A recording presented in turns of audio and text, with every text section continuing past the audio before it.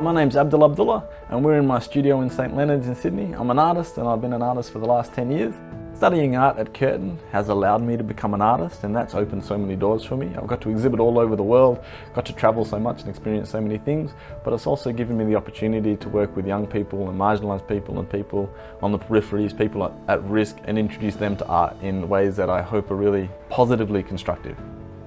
I've been lucky enough to have a few proud professional moments, like getting into the Archibald the first time, or this year I had a solo exhibition at the Armory Show in New York, which was really well received. But the most proud moments are those small things that no one else sees, like getting an email from a student that's just discovered your work and has really connected with it. Or, for example, last week I was in a workshop and at the end of the day all the boys in the class lined up and gave me a hug, and that was really nice, and you go home with a big old smile on your face.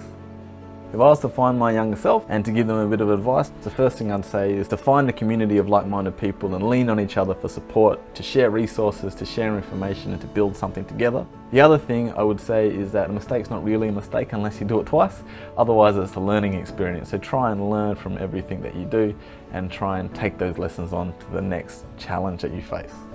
To be the 2020 winner is super humbling, and I appreciate it so much that I just wish that I was in Perth to be able to receive it in person.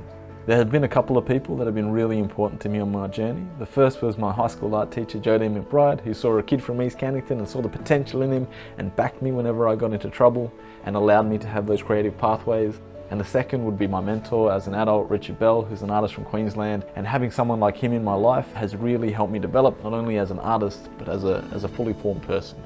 In my art practice, I think about who my work serves.